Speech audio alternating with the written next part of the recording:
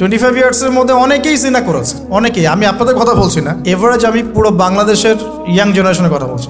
25 বছরের ইয়াং এই প্রজন্মটা, এই লেটেস্ট যে প্রজন্মটা, এদের অনেকেই জেনা করেছে, বিবাহ বহির্ভূত সম্পর্ক। এবং আমরা এখন জেনাকে অনেক সময় উস্কেও দেই, আমরা অনেক সময় এটাকে প্রমোটও করি, আমরা এটাকে ফ্যাশনও মনে করি। কারণ আমাদের ঢাকায় মানুষ বলে যে তোর গার্লফ্রেন্ড নাই, এটাই হচ্ছে ওদের কাছে অবাক করা বিষয়।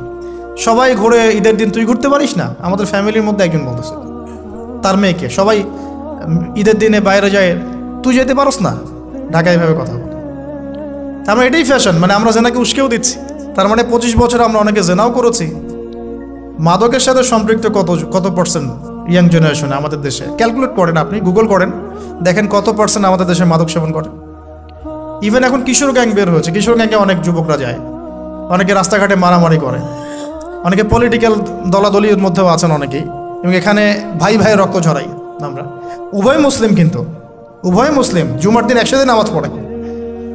তাহলে এটা কোন দর্শন যেটা আমার ভাইকে শত্রু বানিয়ে দিল, আর পশ্চিমারা গাছের আড়ালে বসে বসে হাসছে? কারণ এই দর্শনগুলো তো ওরাই দিয়েছে। তো 25 বছরের পাপগুলো একটু ক্যালকুলেট করি। প্রিয় দিনী বোন, একটু হিসাব করবেন যে 25 বছর আপনি কতদিন পর্দা করেছেন, কত 25,000 মানুষ আপনার চেহারা দেখেছে কিনা? এই 25 বছরে কত হাজার মানুষ আপনার চেহারা দেখেছে? আর ছেলেরা আপনাকে দেখলে কখনো চেহারা সুরত দেখে না। বেগানা নারীর দিকে একটা ছেলে যখন তাকায় এবং সেক্সুয়াল ডিজায়ার নিয়ে তাকায়, তখন সে চোখ দিয়ে তাকে রেপ করে। ভেরি সরি টু সে যে আপনি প্রচুর চোখ দিয়ে রেপড হয়েছেন প্রিয় দিনী বোন। অনেকেই আপনাকে চোখ দিয়ে রেপ করেছে, আপনি বুঝতেই পারেন নাই। তো এই 25 ইয়ার্স আমরা অনেক কিছুই করেছি, অনেক কিছুই করি নাই। এখন একটু আজকে সাদা একটা কাগজ নিয়ে আমরা একটা হিসাব করব যে আমরা 25 বছরে কী কী করেছি, কী কী করি নাই, কী কী পাপ করেছি, কী কী করি নাই, কী কী পুণ্য করেছি, কী কী করি নাই। আমি আগে মনে করতাম যে একটা খালেস তওবা, ইনশাআল্লাহ আল্লাহ পাক সব মাফ করে দিবেন। আসলে আল্লাহ পাক মাফ করেই দিবেন, কিন্তু ভিতর থেকে স্যাটিসফাই হতে পারবেন না আপনি। এখন যদি আপনি এখান থেকে আমার এই লেকচারটা শুনে আল্লাহর ওলি হয়ে যান এবং আপনি বড় মুহাদ্দিস, মুফতি, দিনের বড় দায়ী ইলাল্লাহ, বড় পলিটিশিয়ান, বড় ইঞ্জিনিয়ার, মানে যারা ওয়ার্ল্ডকে ইসলাম স্ট্যাবলিশমেন্টের দিকে নেতৃত্ব দিচ্ছেন, এমনও মানুষ যদি আপনি হয়ে যান, আপনি এই 25 বছরের ঋণটা শোধ করতে পারবেন না। এই 25 বছরের ঋণ আপনাকে প্রতিনিয়তই ভিতরে ধুকিয়ে মারবে, যেটা আমাদেরকেও মারে ভিতর থেকে। যে আমরা যদি আগে থেকে বিষয়গুলো বুঝতাম, যদি আরও আগে থেকে স্টাডি করতে পারতাম, আরও বেশি যদি আমি আলেম ওলামার সাথে মিশতে পারতাম, আরও যদি বেশি গভীরে যেতে পারতাম, তাহলে কতই না ভালো হতো।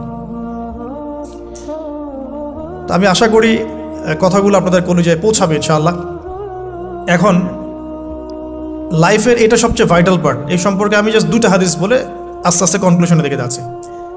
নবী সাল্লাল্লাহু আলাইহি ওয়াসাল্লাম বলছেন যে 7 শ্রেণীর মানুষকে আল্লাহ পাক কিয়ামতের দিনে আরশের ছায়া দিবেন। কত শ্রেণী ভাই? তার মধ্যে সেকেন্ড শ্রেণীটা হচ্ছে সেই যুবক নাশা ফি ইবাদাতিল্লাহি তাআলা, যে আল্লাহ পাকের ইবাদতে তার যৌবনকালটা কাটিয়ে দিয়েছে। এখনো বাকি আছে আপনার সামনে। যৌবনকাল কতটুকু? হয়তো 15 to 40। তার মানে এখনো 40 বা 50 বছর পর্যন্ত আপনার যৌবন টিকে থাকবে ইনশাআল্লাহ, যদিও বা এই যুগে থাকে না আর কি। আমরা তো ফ্যান্টাসিতে ভুগি অনেক সময়, 4টা বিয়ে।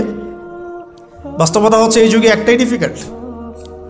একজনকে সন্তুষ্ট করে কি ডিফিকাল্ট। এখন সেই যুগ না তো। আমরা তো হর্স রাইড করি না, আমরা তো এক্সারসাইজ করি না, আমরা তো এখন অনেকে খেলিও না। আমরা ফাস্ট ফুড খাই, আমরা হাইজেনিক খাবার খাই না, আমরা আগেকার মানুষদের মতো অনেক কিছুই করি না। এনভায়রনমেন্ট নষ্ট হয়ে গেছে, পলিউশন আছে, সব মিলে এখন আমাদের যৌবন যে 50 বছর পর্যন্ত থাকবে, এটা নিশ্চয়তা দেওয়া যাচ্ছে না যদি আমরা বেঁচেও থাকি। আর কত যুবক যুবতী ভাই বোন যে যৌবনকালেই চলে যায় তার তো ঠিক নাই।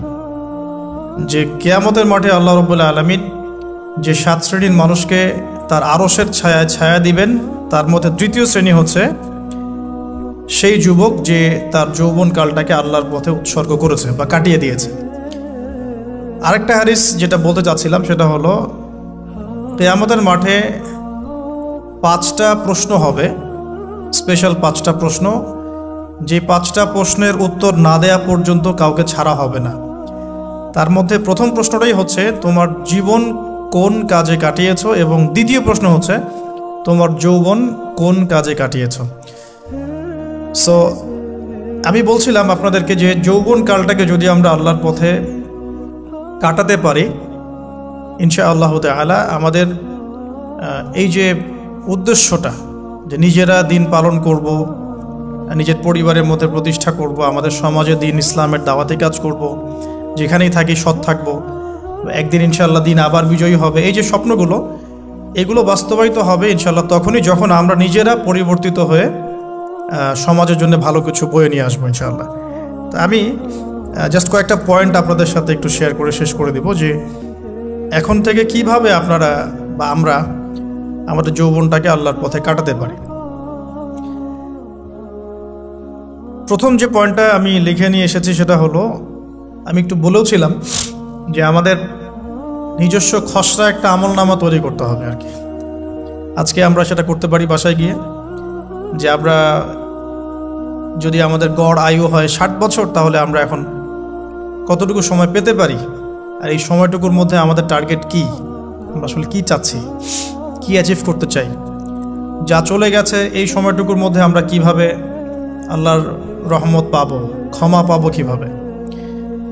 যা চলে গেছে এর মধ্যে অনেক নামাজ কাজা থাকতে পারে, রোজা কাজা থাকতে পারে। অনেক সময় এমন হতে পারে যে আমরা অন্যের হকও নষ্ট করেছি। প্রথম যে কাজটা করা উচিত সেটা হলো খালেস তওবা। 1 নাম্বার, তাহলে আমরা বলতে পারি যদি আমরা এখন সংকটগুলো চিহ্নিত করে সমাধানের পথে হাঁটতে চাই, তাহলে আমাদের যৌবনটা আল্লাহর পথে উৎসর্গ করা ছাড়া কোনো অপশন নাই। উৎসর্গ বলতে আমি বোঝাচ্ছি কাটিয়ে দেয়া, আল্লাহর ইবাদত করে কাটিয়ে দেওয়ার কোনো বিকল্প নাই। তার জন্য প্রথমত আমাদের নিজেদের জীবনের কৃতকর্মগুলোর হিসাব নিকাশ মেলাতে হবে, 1 নাম্বার। আর 2 নাম্বার হচ্ছে বিশুদ্ধ তওবা করে আল্লাহর পথে ফিরে আসতে হবে। বিশুদ্ধ তওবা কিভাবে করব এটা আমরা অনেকে বুঝি না। অনেকে মনে করি যে মুখ দিয়ে জাস্ট আস্তাগফিরুল্লাহ বললেই হয়তো তওবা হয়ে যায়। বিষয়টা এমন নয়।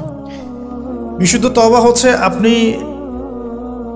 আল্লাহর দিকে পরিপূর্ণ অভিমুখী হবেন, রুজু করবেন, এর নাম হলো বিশুদ্ধ তওবা। যে পাপগুলো করেছি এগুলোর জন্য ক্ষমা চাওয়া, এই পাপগুলো কোনোদিন করব না এরকম প্রত্যয় ব্যক্ত করা, আর যদি অন্যের সাথে সম্পৃক্ত কোনো হক থেকে থাকে সেটা ফেরত দেওয়া। তো আমরা আজকে গিয়ে সুন্দর করে ওযু করে 2 রাকাত নামাজ পড়তে পারি। 2 রাকাত নামাজ পড়ে আমরা আল্লাহকে বলতে পারি যে আস্তাগফিরুল্লাহাল্লাযী লা ইলাহা ইল্লা হুয়াল হাইয়ুল কাইয়্যুম ওয়া আতুবু ইলাইহি। আল্লাহ, আমি আমার জীবনের এই যে একটা বড় সময় তোমার থেকে দূরে ছিলাম, নামাজ কাজা হয়েছে, রোজা কাজা হয়ে গেছে, চোখের হেফাজত হয় নাই, জিনা হয়ে গেছে নাউযুবিল্লাহ, মাদকের সাথে সম্পৃক্ত ছিলাম নাউযুবিল্লাহ, আমরা মিউজিক্যাল ইনস্ট্রুমেন্ট প্লে করেছি, ইত্যাদি ইত্যাদি। এগুলো থেকে আল্লাহ আমরা আজকে তোমার কাছে তওবা করছি, ক্ষমা চাচ্ছি, এবং আগামী দিনগুলোতে তোমার হুকুম আহকাম মেনে চলার তৌফিক চাচ্ছি। 2টো জিনিস খুব প্রয়োজন, একটা হলো তৌফিক, একটা হলো দোয়া। আপনার প্রচেষ্টা আল্লাহর কাছে দোয়া করতে থাকা এবং আল্লাহর কাছে তৌফিক কামনা করতে থাকা। আল্লাহ পাক যাকে ইচ্ছা তাকে তৌফিক দিয়ে থাকেন। আল্লাহ রাব্বুল আলামিন যাকে ইচ্ছা তাকে তৌফিক দিয়ে থাকেন। যে আল্লাহর কাছে যত বেশি চাইবে আল্লাহ পাক তত বেশি দিবেন ইনশাআল্লাহ। তো এই জন্য চেয়ে নিতে হবে, প্রথমত চেয়ে নেবেন যে আল্লাহ আপনি আমাকে তৌফিক দিন, যাতে করে আমি আমার পুরো জীবনটাকে আপনার ইবাদতে কাটাতে পারি, আরশের ছায়ায় ছায়া পেতে পারি। আল্লাহ কবুল করুন, আমিন। এখন ইস্তেগফার করার পর যার যার হক তাকে তাকে ফিরিয়ে দেওয়া উচিত। যদি আপনি বা আমি, আল্লাহ না করুক, কারো হক নষ্ট করে থাকি, সেটা ফিরিয়ে দিতে হবে।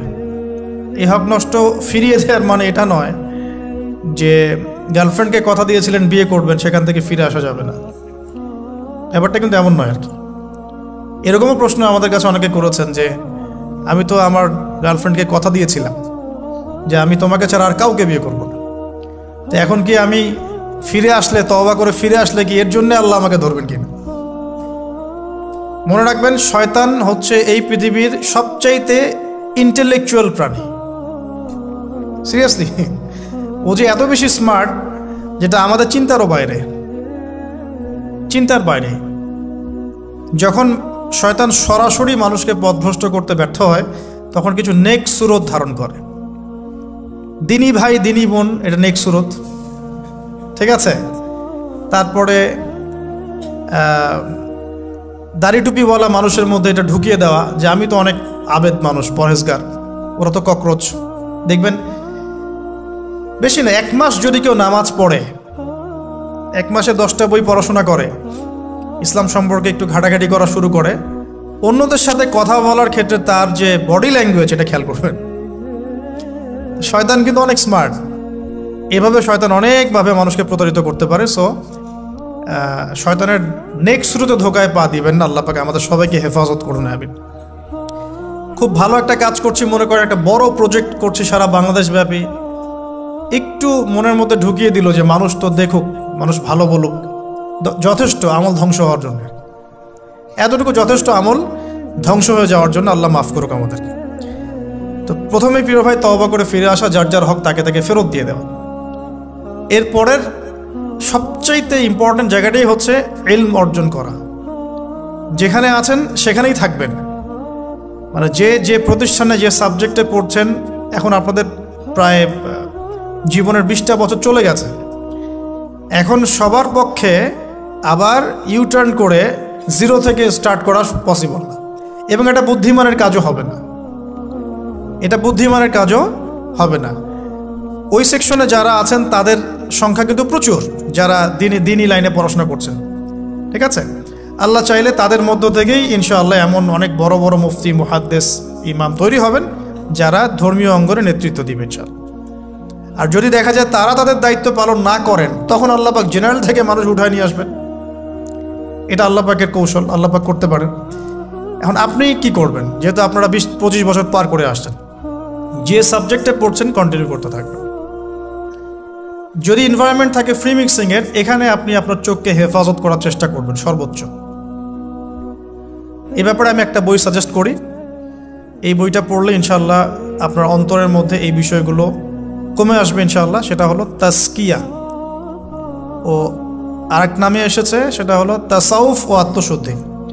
তাসাউফ ও আত্মশুদ্ধি পুরো ওয়ার্ল্ডের ওয়ান অফ দ্য মোস্ট, বলবো যে অনারেবল একজন আলেমে দিন, টপ 10-এর মধ্যে একজন, আল্লামা তাকি উসমানী দামাত বারাকাতুহু, তার লেখা বই তাসাউফ ও আত্মশুদ্ধি। বাংলাদেশে যে মাকতাবাতুল আশরাফ তারা প্রকাশ করেছে।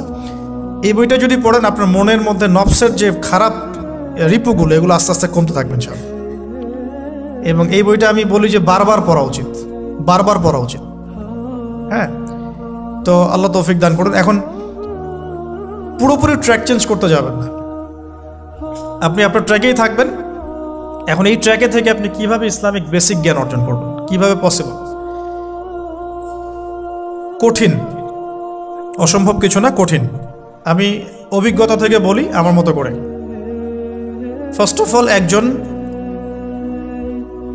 বিজ্ঞ কারি সাহেব, হাফেজে কোরআন বা কারি, প্রাথমিক স্টেজ বলছি, বিজ্ঞ একজন কারি সাহেব বা হাফেজে কোরআন, যার সাথে আপনার ভালো সম্পর্ক বা যাকে আপনি চিনেন, রিনাউন্ড বা যিনি খুব কোঅপারেটিভ, আপনাকে সময় দেন, টাইম দেন, এরকম কারো কাছে গিয়ে আপনি কোরআন তেলাওয়াত করা শিখবেন আগে।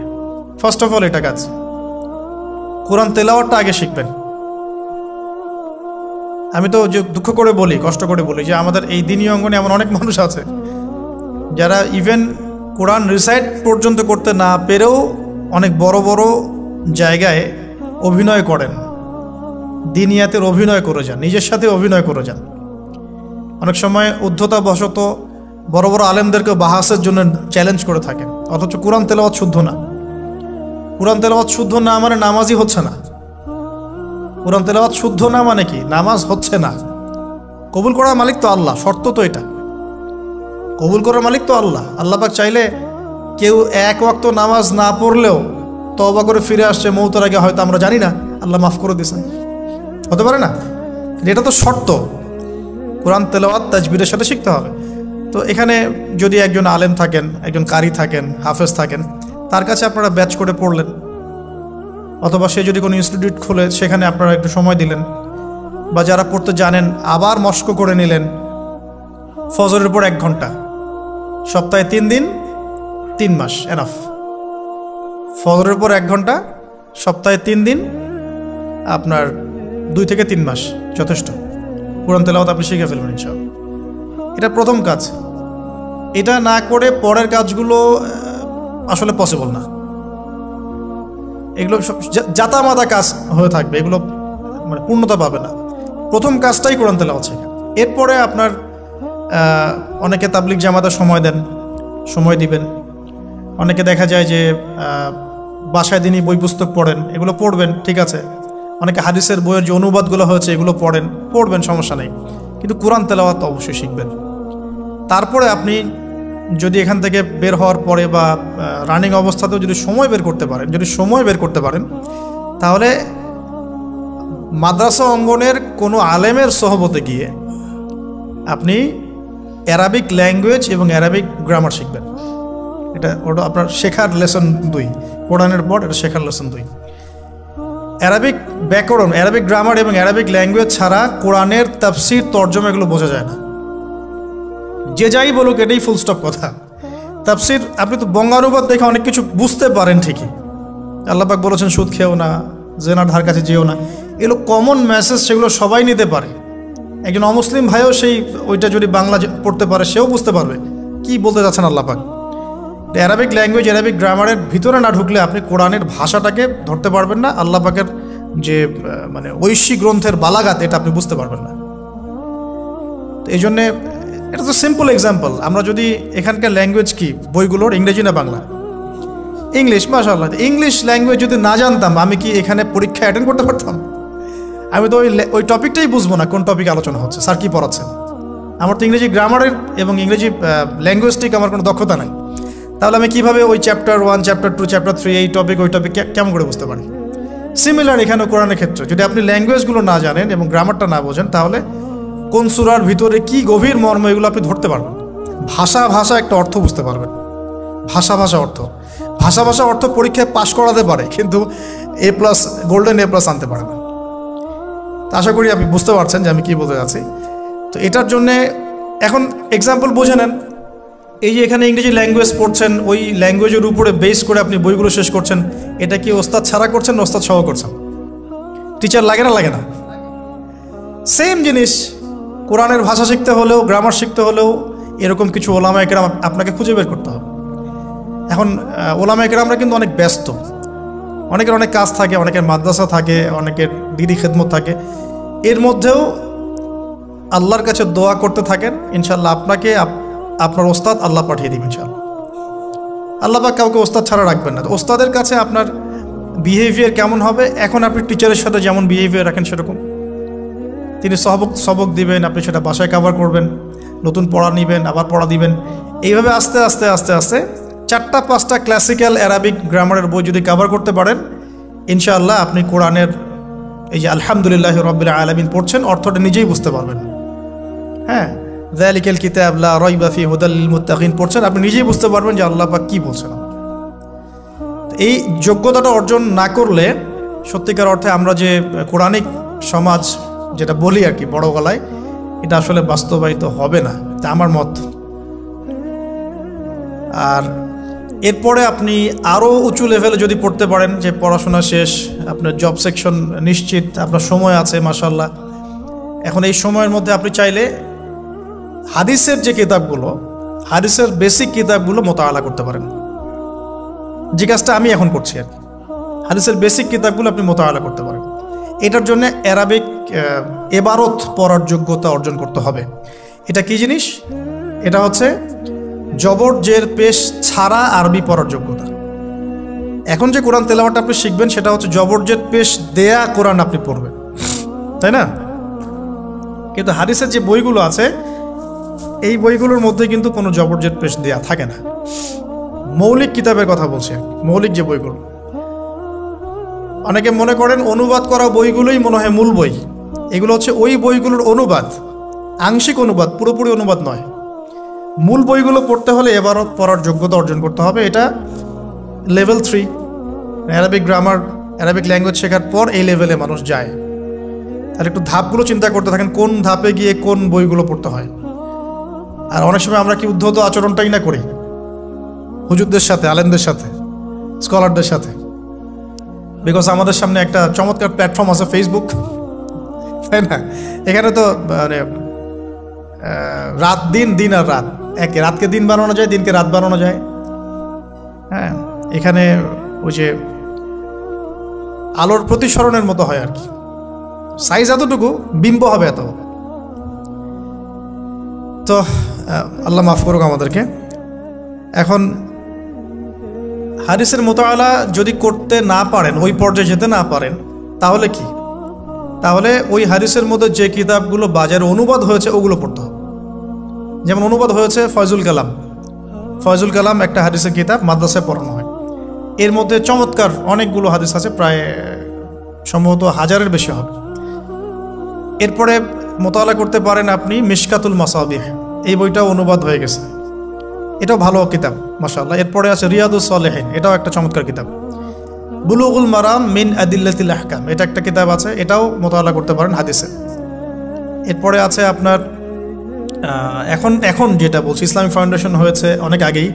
এছাড়া বাংলা বাজার ঢাকায় যে ইসলামিক লাইব্রেরিগুলো, প্রকাশনা সংস্থাগুলো আছে, তারা মোটামুটি আবু দাউদ, তিরমিজি, নাসাই, ইবনে মাজা, কোনো প্রকাশনী বুখারী মুসলিমের কিছু ভার্সনও অনুবাদ করেছে। তবে এই উঁচু লেভেলের হাদিসের কিতাবগুলো শুরুতেই হাত দেওয়া যাবে না, এটা একটা মাথায় রাখবেন। শুরুতেই এই বড় বড় কিতাবগুলো হাত দেওয়া যাবে না। প্রথমে মানে আমরা তো আগে এসএসসি ইন্টার পাস করে এখানে আসছি না, নাকি আগে ডাইরেক্ট এখানে ভর্তি হয়েছে? একই বিষয়। ওরকম ফয়জুল কালামের মতো বইগুলো আগে পড়তো, ফয়জুল কালাম, আলফিয়াতুল হাদিস, রিয়াদুস সালেহিন, মিশকাত, এগুলো আগে পড়বেন। তারপরে গিয়ে যদি যোগ্যতা হয় ওই বইগুলো হাত দিবেন। তবে অনেক সময় দেখা যাবে একটা হাদিস বুঝতে পারছেন না, কোরআনের আয়াত বুঝতে পারছেন না, ওই অবস্থাতেই ওই হাদিস এবং ওই কোরআনের আয়াতকে রেখে দিবেন। এটাকে নিয়ে কোনো রকমের কনক্লুশনে চলে যাবেন না, আর ওইটাকে নিয়ে প্রচার করতে যাবেন না। বরং এগুলোকে একত্রিত করে সপ্তাহে একদিন আবার আলেমের কাছে চলে গেলেন, ওস্তাদ এগুলো বুঝি নাই, লাস্ট উইকে আমি এগুলো পড়েছি, এটা বুঝি নাই, তিনি বুঝিয়ে দিবেন ইনশাআল্লাহ। এগুলো পড়াশোনা। এর পাশাপাশি আমি বলছি বিষয়ভিত্তিক ইতিহাসের বই চলে আসছে, ইসলামের ইতিহাসের বই চলে আসছে। তারপরে সিরাতের অনেক বই বাজারে চলে আসছে, প্রায় 40-45টা বই পাওয়া যায় সিরাতের এখন বাংলাদেশে। তারপরে ফিকহের অনেক বই অনুবাদ হয়ে গেছে। এছাড়া আকিদার অনেক বই পাওয়া যায়। সবচেয়ে ভালো হয় যে আকিদা তাহাভিয়া বইটা পড়তে পারেন, এই বইটা পড়লে অনেক চমৎকার হবে। এর পাশাপাশি বরেণ্য ওলামায়ে কেরামদের বই পড়বেন। মানে বরেণ্য ওলামায়ে কেরাম কারা? যারা পুরো ইসলামিক বিশ্বে স্বীকৃত, যারা কোনো সাম্প্রদায়িকতা বিলং করেন না, যে আমি এই সম্প্রদায়ের মানুষ, আমি ওই সম্প্রদায়কে মুসলিম মনে করি না, এরকম না। যারা বরেণ্য রিনাউন্ড ওলামায়ে কেরাম সারা ওয়ার্ল্ডে। এই যে বললাম আল্লামা তাকি উসমানী হাফিজাহুল্লাহ একজন বরেণ্য আলেম, তার যে কোনো কিতাব চোখ বন্ধ করে পড়তে পারে, কোনো সমস্যা নেই। বাংলাদেশে আব্দুল মালেক সাহেব হাফিজাহুল্লাহ মারকাজুদ দাওয়ার পরিচালক, একজন বরেণ্য আলেম। আশরাফ আলী থানভী রাহিমাহুল্লাহ একজন বরেণ্য আলেম। হানাফি কওমের ফিকহে এরকম অনেক বরেণ্য ওলামায়ে কেরাম আছেন। তারপরে আরবের মধ্যে এমন অনেক বরেণ্য আলেম আছেন, শাইখ উসাইমিন, শাইখ বিন বাজ, সালেহ আল ফাউজান, এরকম অনেক বড় বড় আলেম আছেন যারা রিনাউন্ড ওলামায়ে কেরাম। তাদের কিতাবগুলো আপনি পড়তে পারেন, কিন্তু যাদের মানে লেখা এবং গবেষণাগুলো ছাত্র পর্যায়ের, এগুলোকে আপনি প্রামাণ্য বই বানাবেন না।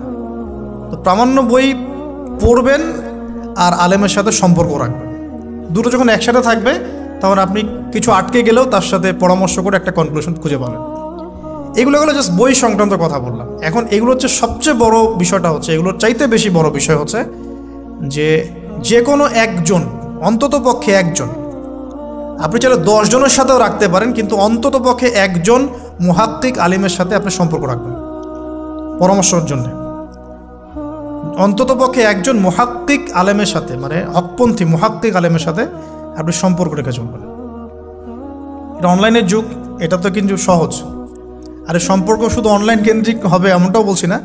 তার সাথে সাক্ষাৎ করবেন, তার কাছে নসিহত নেবেন, তার কাছে গিয়ে কিছু পড়বেন, হ্যাঁ, তাকে দেখবেন তিনি কিভাবে আমল করেন, ব্যক্তি জীবনে তিনি কেমন, তিনি আপনাকে কী নসিহত করেন, তার সাথে মিশবেন। সোহবত মানে কি? মানে আমরা কি শুধু টিচারদের মানে পড়াশোনাগুলোই ফলো করি না, টিচারকে দেখিও বটে। আমরা বস্তুবাদী এডুকেশনের ক্ষেত্রে হয়তো অত কেয়ার করি না, টিচার যেটা পড়াচ্ছেন ওটা জাস্ট টুকে নেই, পরীক্ষা পাস করলেই হইল, আমরা টেন্ডেন্সি এমন। কিন্তু ইসলামিক এডুকেশনটা কিন্তু এমন নয়। সাহাবায়ে কেরাম রাদিয়াল্লাহু আনহুম আজমাইন তারা এই আমাদের মতো কাগজের বই পুস্তক পড়ে ইসলাম শেখেন নাই। কিভাবে শিখেছেন? তাহলে সরাসরি নবীকে দেখে শিখেছেন। নামাজ পড়তে গিয়েছেন, দেখেছেন নবী কেমন করে নামাজ পড়েন, দেখছেন নবী কেমন করে হাঁটেন, দেখছেন নবী কেমন করে কাপড় পরেন, দেখছেন নবী কেমন করে আতর ইউজ করেন, কেমন করে তিনি হাসেন, কেমন করে মানুষের সাথে মেশেন, হ্যাঁ, কথা বলার সময় কেমন করে মানুষের দিকে তাকান। খুঁটে খুঁটে একটা একটা করে নিয়ে হাদিসের এক একটা অধ্যায় রচিত হয়েছে। নবী কেমন করে তাকান, নবী কেমন করে মেসওয়াক করেন, নবী কেমন করে হাসেন, এগুলো আপনি অধ্যায় পাবেন। ইভেন আপনি অধ্যায় পাবেন নবী কেমন করে চুল আঁচড়ান। তাহলে আপনি দেখেন সাহাবীরা কিভাবে খুঁতে খুঁতে নবীকে দেখেছেন। বলা হয় আব্দুল্লাহ বিন মাসউদ রাদিয়াল্লাহু আনহু সম্পর্কে, তিনি নবীকে এত বেশি কপি করতেন হাঁটা চলা কথাবার্তায় যে নবী সাল্লাল্লাহু আলাইহি ওয়াসাল্লামের পরের যুগের অনেক মানুষ এসে দ্বিধাদ্বন্দ্বে পড়ে যাইতো যে রাসূল সাল্লাল্লাহু আলাইহি ওয়াসাল্লামকে দেখছি নাকি। এমনভাবে কপি করতেন, এমনভাবে। সো এখানে আমি সোহবতের বিষয়টা বোঝাতে যাচ্ছি যে যে কোনো অন্ততপক্ষে একজন মুহাক্কিক আলেমের সাথে সম্পর্ক রাখবেন, অন্তত একজন। আপনি চাইলে 10 জন 20 জন 50 জনের সাথে রাখতে পারেন, অন্ততপক্ষে একজন যাকে দেখে আপনি শিখবেন, আপনার স্টাডিগুলোকে আপনি যেটা সমস্যা ফেস করছেন সেগুলোকে তার সামনে পেশ করতে পারেন। এটা আমি খুঁজে দিব না আপনাদেরকে, নাম বলেও দিব না, আমি কার কার সাথে সম্পর্ক রেখে চলি এটা আমি বলবো না, এটা আপনাকে খুঁজে বের করতে হবে। তবে এখানে আমি একটা কথা বলে দিব যে যেহেতু আমরা সব সাধারণ মানুষ, আমরা তো কেউ স্কলার নই, এখানে আমরা কেউ মানে যেটা বলি যে মুজতাহিদ, ইজতেহাদ করার যোগ্যতা রাখি না আমরা এখানে কেউ। সেক্ষেত্রে অবশ্যই আমাদেরকে পূর্বসূরি ওলামায়ে কেরামদেরকে ফলো করতেই হবে, কারণ কোরআন সুন্নাহ নতুন করে গবেষণা করে আপনি তো সব মাসআলা বের করতে পারবেন না। এই কারণে আমাদেরকে মাযহাব মানতে হয়, এটা খারাপ কিছুই না। এটা নিয়ে অনেক কথা সমাজে এখন শুনি, দেখি, দরকার নাই, আমরা লা মাযহাবী, আমরা এইটা আমরা সেইটা, এগুলো আসলে বোগাস কথাবার্তা এবং সমাজ বিভক্তকরণের মূল হাতিয়ার এগুলো হয়ে গেছে। সমাজের ইউনিটি নষ্ট করবেন কেন? কোরআন এবং সুন্নাহ আল্লাহ ফলো করতে বলেছেন, দ্যাটস অল। আর কোরআন সুন্নাহ আপনি কি এখন আমি যদি আপনাকে কোরআন এই যে দিলাম, নেন কোরআন, নেন তাফসির ইবনে কাসির, নেন তাফসির জালালাইন, নেন আপনি তাফসিরে মারিফুল কোরআন, নেন এইটা, এই যে বুখারী নেন, মুসলিম নেন, তিরমিজি, আবু দাউদ, নাসাই সব নিয়ে নেন। এখন আপনি কি গবেষণা করে সব মাসআলা আমাকে দিতে পারবেন? ইম্পসিবল, আমার পক্ষে ইম্পসিবল। তাহলে এগুলো যারা গবেষণা আগে করেছেন তাদের কিতাব তো আমাদেরকে পড়তে হচ্ছে।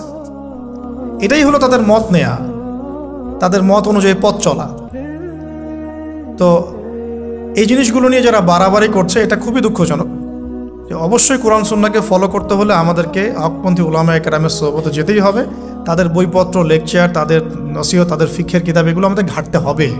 আদারওয়াইজ আমরা সরাসরি কোরআন সুন্নাহর দাবি করলেও মানতে পারবো না, সরাসরি কোরআন সুন্নাহ মানিয়ে দাবি করলেও মানতে পারবো না, বিকজ আমি তো কোরআন সুন্নাহর সব জ্ঞান রাখি না। ক্রিপ্টোকারেন্সি হালাল না হারাম আমি যদি আপনাকে এখন প্রশ্ন থ্রো করে দিই, নেন সব বই দিয়ে দিলাম কোরআন সুন্নাহর, আপনি কি ঘেটে আমাকে অ্যান্সার দিতে পারবেন? তাহলে এটা ঘাটবে কারা? যারা এটা ঘাটার যোগ্যতা রাখে। তারা ঘেটে যখন একটা প্যানেল করে একটা ফতোয়া যখন আসবে যে না এটাই, তখন আমরা সেটাকে ফলো করব, দ্যাটস অল। এই জিনিসটা রাসূল সাল্লাল্লাহু আলাইহি ওয়াসাল্লামের যুগেও ছিল, সাহাবীদের যুগেও ছিল, তাবেঈনদের যুগেও ছিল, এটা আস্তে আস্তে চলে আসছে এই পর্যন্ত। তো এখানে ক্লাসিক্যাল যে ইসলাম চলছে এখানে থাকলে আপনার বিভ্রান্ত হওয়ার কোনো চান্স নাই। কিন্তু এর আশপাশে ব্যাঙের ছাতার মতো অনেক মতাদর্শ এসেছে এখন, নতুন নতুন অনেক। এগুলোতে পা দিলে নেক্সট শুরুতে ধোকা খাবেন শয়তানের মতো। ওই যে বললাম শয়তান নেক্সট শুরুতে ধোকা দেয়, মনে হবে যে আমি তো সরাসরি কোরআন সুন্নাহ ফলো করি, আদতে আপনি কোরআন সুন্নাহই ফলো করছেন না। আদতে আপনি কোরআন সুন্নাহর কিছুই ফলো করতে পারবেন না, ফলো করলেও আংশিক পারবেন, আংশিকটা পারবেন না। একটা মাসআলা মনে করেন, একটু বলেন এই জায়গায়, একটা মাসআলা মনে করেন এসেছে যে আমরা বর্তমান অর্থ ব্যবস্থায় আমরা কিভাবে আমাদের ব্যাংকিং সিস্টেমটা সাজাবো, ধরেন একটা মাসআলা এসেছে। এখন এই বিষয়ে যদি আমরা ইকোনমিক্সের উপর দক্ষ ওলামায়ে কেরামদের শরণাপন্ন না হই, আমরা কি অ্যান্সার নিতে পারবো? আমি কি পারবো উত্তর দিতে? আপনি কি পারবেন? যে কোরআন এবং সুন্নাহ গবেষণা করেছেন এবং যার কাছে অর্থনীতির জ্ঞান আছে, ওই রকম মুহাক্কিক কোনো আলেম আপনাকে বলতে পারবে এখন আমাদের কি করা দরকার। এই জিনিসটাই যদি আমরা বাংলাদেশের সংবিধান সম্পর্কে জানতে চাই, আমাদেরকে আইনজীবীর কাছে যেতে হবে। আমরা যদি রোগ নির্ণয় করতে চাই, ডক্টরের কাছে যেতে হবে। এখানকার ইঞ্জিনিয়ারিং যা পড়ানো হয় আমি কি সেটা বলতে পারবো? তাহলে আমাকে এখানকার স্যারের কাছে যেতে হবে, স্যার এখানকার বিষয়টা কি আমাকে একটু বুঝাই দেন। তখন তিনি তার জ্ঞান থেকে এবং তার জ্ঞানের সোর্স থেকে ঘেটে ঘেটে আমার জন্য কিছু সমাধান বের করে দিবেন, আমি তো সেটা ফলো করব। এই ফলো করা জিনিসটাকে যারা নেগেটিভলি উপস্থাপন করছেন, এটা ঠিক না। এটা একটা উদ্ধত আচরণ হচ্ছে, অহংকার হচ্ছে। এই ফিতনাগুলো থেকেও বেঁচে থাকতে হবে। এই জন্য আমি বললাম অন্তত একজন মুহাক্কিক আলেমকে ধরে বসে থাকবেন। এটা আমি কিন্তু পীর মুরিদি বোঝাচ্ছি না, ঠিক আছে? আমি বোঝাচ্ছি যে আপনি মানুষের সহবতে থাকবেন, পরামর্শ ভিত্তিক, যে কোনো একজন হকপন্থী আলেম। এখন এরপর কি? এরপরে আপনি পড়াশোনা চালিয়ে গেলেন, আলেম আপনার কাছে পরিচিত আছেন, আপনি টাচে আছেন, পড়াশোনা করছেন, কোরআন হাদিস মোতালা করছেন, মাশাআল্লাহ দিনের জ্ঞান অর্জন করছেন। এখন আপনি আপনার সাধ্যমতো দাওয়াতি কাজ করবেন। যতটুকু দাওয়া আপনার দেওয়ার যোগ্যতা আপনি অর্জন করেছেন বা পারছেন, অতটুকু ছোট ছোট করে 5 মিনিট 10 মিনিট, একটা হাদিস 2টা হাদিস, এভাবে মানুষের মধ্যে ইসলামটাকে প্রচার করতে থাকেন ইনশাআল্লাহ। তবে যে বিষয়গুলো নিয়ে সমাজে ইখতিলাফ, দ্বন্দ্ব দেখা যায়, এগুলো নিয়ে আপনি কথা বলতে চান, এগুলোর কোনো সমাধান নাই। মানে এগুলো কখনো শেষ হবে এমনটা মনে হচ্ছে না। ইলা ইয়াউমিল কিয়ামা, কিয়ামত পর্যন্ত এগুলো শেষ হবে এমনটা বোঝা যাচ্ছে না। এই জন্য আমরা এখানে আগুন আর উস্কে দেওয়ার দরকার নাই। আপনি আপনার কাছে যেটা ভালো লাগে ওই মানহাজ, ওই মাসাবটা ফলো করতে থাকেন ইনশাআল্লাহ। সাহাবীর যুগ থেকে এরকম ইখতিলাফ কিন্তু ছিল, তাই বলে কেউ কাউকে তারা এরকম তুই কাফের হয়ে গেছিস এরকম কখনো কথা কেউ বলে নাই, যেটা আমাদের পান থেকে চুন খসলে মানুষ বলে দেয়। এরকম জায়গায় যায় না, এটা তাস্কিয়া নষ্ট হয়ে যাবে, আপনার মনের তাস্কিয়া নষ্ট হয়ে যাবে।